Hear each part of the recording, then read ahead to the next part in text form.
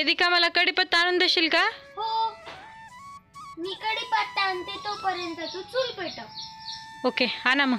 चल ग प्राची. वा, किती छान चमकर आलेला आहे. मला असं खावंसं वाटत आहे. वाव गौरव दादा, बघ ना किती सुंदर चमकर आला. आज आपल्याला कढीपत्ता घेण्यासाठी उषा चाचीने मदत केली.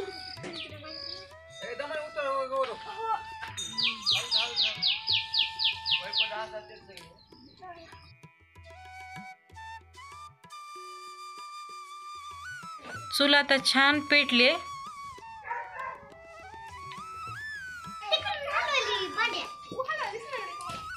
तर सगळ्यात अगोदर आपण रवा भाजून घ्यायचा आहे. याच्यासाठी आपण इथे 2 कप रवा घेतलाय. रवा भाजण्यासाठी रव्यामध्ये आपण 1 चमचा तेल टाकून घेऊ. तेलाऐवजी तुपाचा वापर केला तरी चालतो.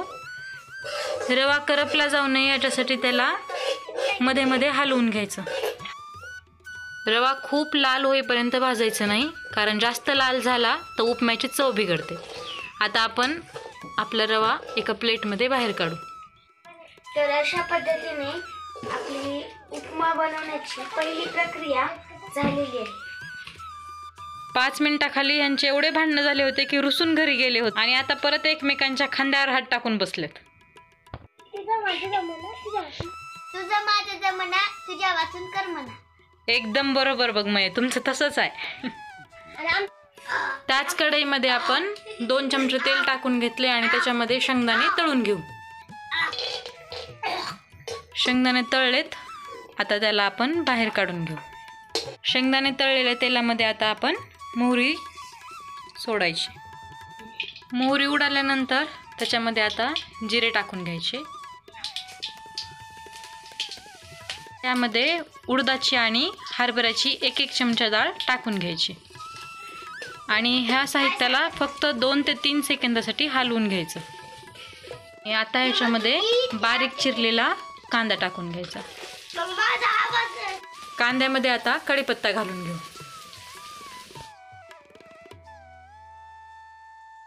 आता ह्याच्यामध्ये आल्याची पेस्ट घालून घ्यायची. आता ह्याच्यामध्ये बारीक कट केलेल्या मिरच्या घालून घ्यायच्या आणि आता ह्याच्यामध्ये कोथिंबीर घालून घ्यायची. आता आपण पाणी टाकून घेऊ. पाण्याचं प्रमाण जर म्हणाल तर 1 वाटीला, जर तुम्ही 1 वाटी जर रवा घेतला असेल तर 6 वाटी पाणी टाकायचं. आता ह्याच्यामध्ये मीठ टाकून घ्यायचं आणि तुम्हाला जर थोडंसं घट्ट उपीट हवं असेल तर तुम्ही 1 वाटी रव्याला 5 वाटी पाणी घालू शकता. आता ह्याच्यामध्ये शेंगदाणे घालून घ्यायचे.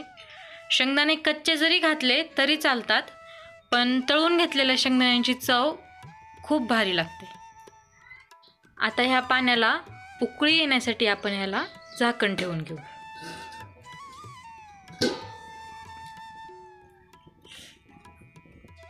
आता किती वेळ आहे आणि? झालं 5-10 मिनिट. भूक लागले? हो.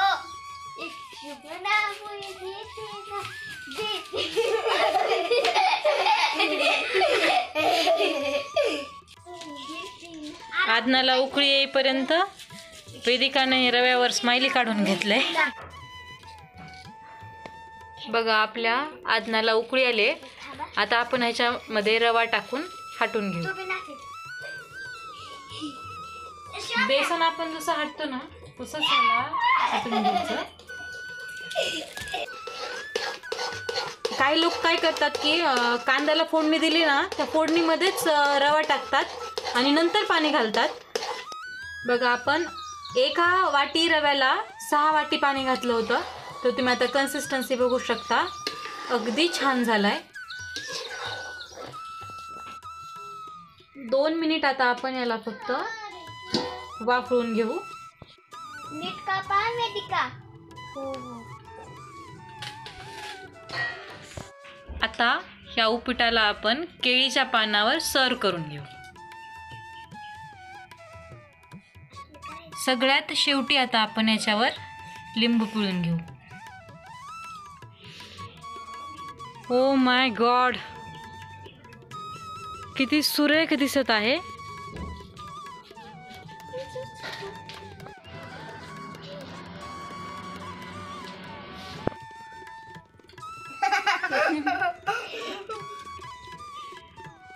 उपमा कसा झालाय? एक नंबर. आमच्या चॅनलला सबस्क्राइब करा. भेटू पुढच्या व्हिडिओ मध्ये.